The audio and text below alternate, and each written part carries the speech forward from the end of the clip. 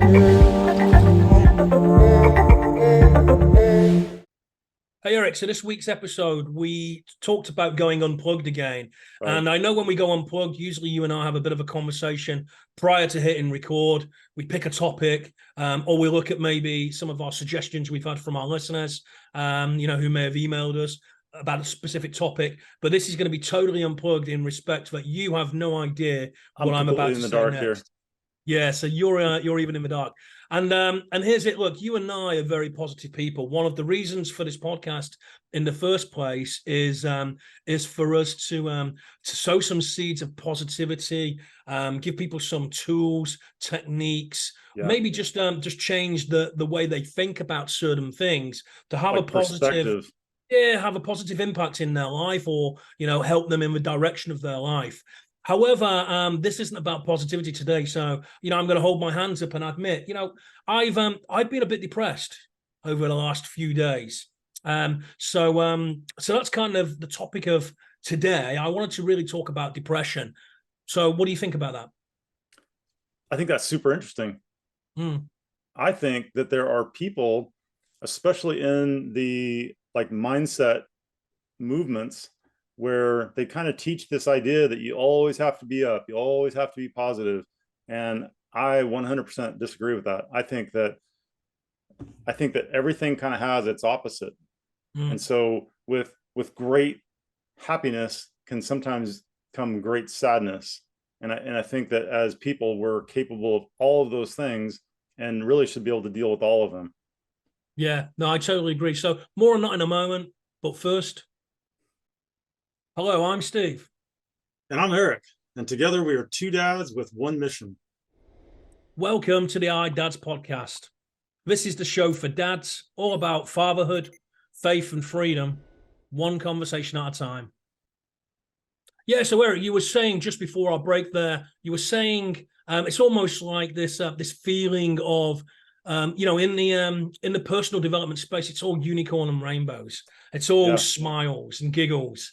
When coaches and people who work in that professional and personal development space, we have day-to-day challenges as well. We have days where we've had some obstacles, adversity, and challenging times. And boy, I'm not going to delve into it too much on the podcast. I want to keep this on point and turn this what I would call quite a negative topic into some positivity, because I've certainly got some techniques and tools I want to share with our audiences. But yeah, it's one of those things where we can get sad or even classify it. And again, I didn't say I was having a down couple of days. I felt a bit down. No, I felt depressed. That's how low it was. I've had bouts of depression over the last few days. And, for those of you, because I know family and friends and people who are closer to me are listening to this, kind of what's going on in my life right now. I have got some really big challenges, some which are just exhausting. And I think the combination of being, exhausted and challenges, and sometimes just looking for a little bit of light in a dark place, puts you into these places where you can label that as, as depression. I don't know if I know everything about what's going on with your life. You and I are pretty close, but I know enough to understand the basis for what you're saying. One of the things that's really helped me is to understand that depression it can come from things that are making us anxious, but then those anxieties go unresolved for too long, and that depression is almost like an expression of us kind of giving up. And needing somebody to kind of lift us up and say, hey, here's a helping hand, or how can I help you, or I'm here for you, that kind of thing. That can really help to know that you're not alone, right? I've recently had a loss of my coach, and the thing that bothers me the most is that he somehow never made that leap to reach out to somebody else and say, I'm struggling, I'm depressed. I've had some depression myself recently, and it comes from things that are going on with my daughter that I don't have control over. So that started really, initially when I found out some of the things that were going on with her, it created some anxiety in me. Like, how am I going to help her? How's that going to be resolved? And then it's just kind of broken into this, like, it feels like there's not much I can do. Right. And so that's kind of left me with some sadness. Yeah. Yeah. So I get it. And I think that when your perspective is such that you, even when you're in the depression, you're not, I think where depression gets dangerous is when you feel like there's no hope. So when somebody loses hope, that's a very different thing than just being depressed. Here's the great thing about depression. A lot of really great things come out of it. Yeah. People will have creative moments, they'll come out of it, or even in the midst of it can change perspective in life that can really ultimately change the course of their entire life. Like, it might propel them to do something very different that then changes the course of their whole life, and in some cases changes the course of the lives around them, especially children or spouses or close friends, that kind of thing. So depression, I think, is often viewed in our culture, especially in these Western cultures where, everything's a prescription drug response. And it's like, no, we have to stop the depression. Well, I don't necessarily think so. I think that you just need to kind of get comfortable with it and then work your way out of it. Yeah. It's almost like it's a process. Yeah. So you don't stop a process, that's got moving parts. You've just said a very couple of interesting things. A few moments ago, you mentioned, like, you're not alone. You used that phrase, you're not alone. And I want to explain the reason why I came to choose this as today's topic in a moment. And then I think I want to follow that up on, kind of prescription and try to prescribe drugs to kind of stop an active process. And the way I want to do that is to talk about some research and some science. And I think a combination of those will give our listeners some tools, hopefully some insights and some perspective for those of you who have had bouts of times in your life when maybe you've suffered from some depression in your life, or have depressed thoughts. Hopefully they'll give you some perspective on that. So the first thing is, out of the blue yesterday, an old friend of mine who I haven't spoken to probably for nearly a year. So probably the last time I spoke to him might have been 10, 11 months ago. Bit of a WhatsApp, and then kind of that's it. Just reached out to me for whatever reason, said, "Hey, Steve, not spoken, long time no speak. How's it going?" That was the message. And I just wrote back. I didn't wrote back, "Oh, I'm really depressed." I just wrote back, say, "Life's really tough right now. So you know who you are. Life's really tough right now." And it was just a single sentence, really tough. And I just went into a couple of reasons why it's kind of tough, but didn't intimate that I was depressed in any way. Yeah. But then a few minutes later, a reply comes back, and the reply was, "Look, when I find myself," and again, I'm paraphrasing here, "when I find myself in times like these, here are some of the things I do." And he gave me a list. And the list was 3 or 4 things. And I think that's the reason why I chose this for our Unplugged. But just the fact that he sent me a list of 3 or 4 positive things to do, I'm reminded now of some of the research that isn't about depression per se, but bear with me as I explain the research, because I think there's a nice overlap. First thing, before I give you the research is from, and I'll say this name again in a moment, it's from a doctor called Jeffrey M. Schwartz, who is one of the leading foremost experts on OCD, obsessive compulsive disorder.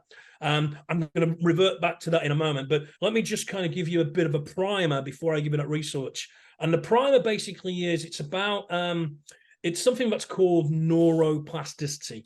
So what is neuroplasticity? It's like, look, when we have a thought, so let's keep this in the context of what this episode is about, depression. So when you have a thought that fits within the context, the category of depression, we fire a neural network in our nervous system. So that neural network fires, and it stores that memory. And you know, for the people that are you know, are really educated in brain-based sciences, they may be listening to this now to saying, Steve, you're making that sound really simple. It's far more complicated than that. Yeah, I'm trying to just keep it simple. Like I could explain this to a, you know, to a small kid. Yeah. So our neural network fires and it encodes that memory and it stores that memory.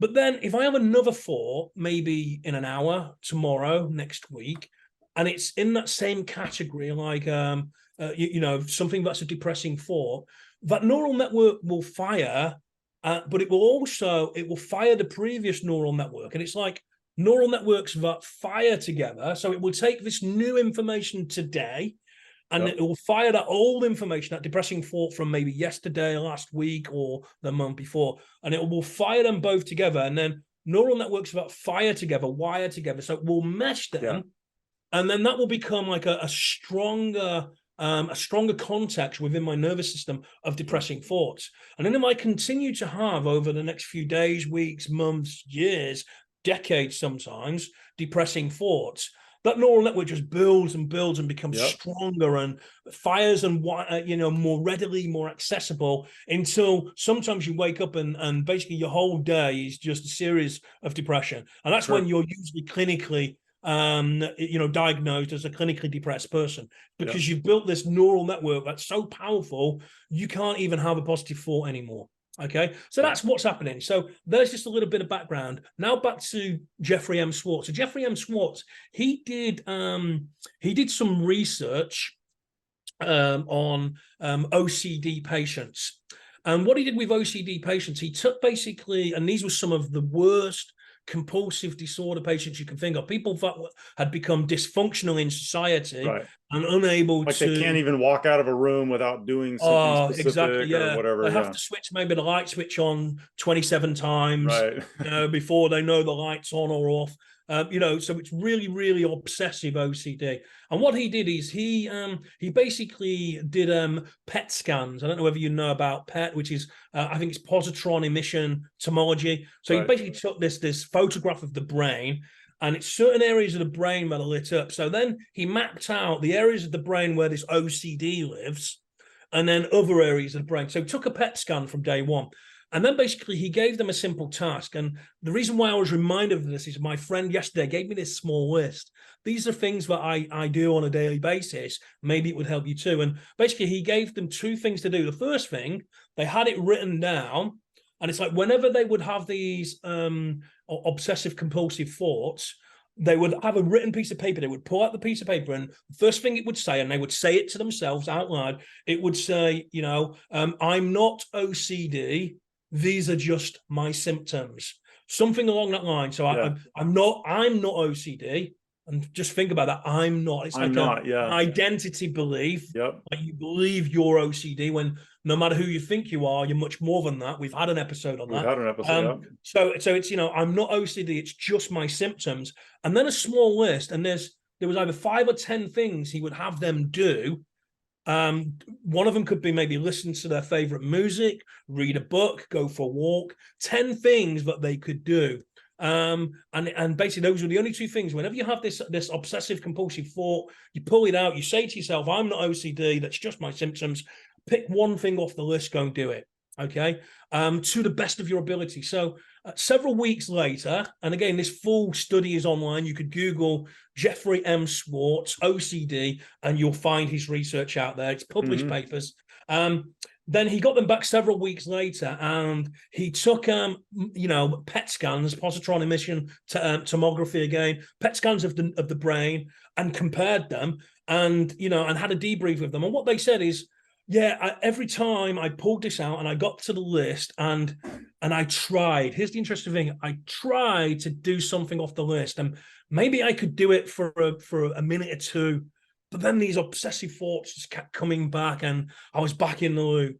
And then something really interesting happened. When he looked at the pictures of the brain, what he saw is the areas of the brain that were lit up where the OCD was living, they started to shrink. And other areas of the brain which were not lit up previously, they were starting to kind of grow, and like maybe new resources were building there. So what his paper termed, and I love this, is that even if you try, right, honest effort still counts. Yep. So even if you try and don't succeed, the fact that you've had honest effort to do something, okay, you're changing your brain chemistry. Yep. And over time, with this neuroplasticity, you know, if you carry on, maybe next time, instead of it being 2 minutes, you might be able to listen to maybe your favorite music for 5 minutes. You may be able to go for a walk for 30 minutes instead of 10 minutes before you get so anxious you have to return home. And then obviously, then all of a sudden, you know, as time goes on, that half an hour means you can spend half a day out of the house before you become anxious. So it's like an honest effort still counts. So the reason I wanted to share this research and kind of how the brain works is because I think those are wonderful things. My friend yesterday did me the utmost, unintended on his behalf. I don't even know how to phrase it, you know, privilege. He did something which I'm so humbled to have received. He reminded me of the skills I already know. Right. You know, and sometimes that's what we need. We need somebody to come alongside us and just kind of remind us of who we are or what we can be, or So again, you know, it was really for OCD people, but I can see there's an overlap, and it would work for people who are maybe feeling a bit anxious or sad or depressed. And it's really simple. Just a little list of things that you could be doing instead. Just and a when little you're feeling shift. depressed or feeling anxious or feeling overwhelmed, or the things that you have these compulsive thoughts and they're overwhelming, you have a little reminder, a little post-it note, something somewhere, and you have a list of things that you enjoy doing. Yep. You know, have a list of a minimum of 5, maybe 5 to 10, and just pick one of them, okay, and go and do that long enough with enough honest effort that it still counts. And I guarantee over time, those thoughts will get a little less compulsive, a little less intrusive, you know, and it helps. And at the end of the day, no matter what, you're changing your brain chemistry. The act of doing something is, you know, at a level is changing brain chemistry. Right. So we're getting to the end here, but I want to say a couple of things based upon what you've said. First thing is, and we'll just use OCD as an example.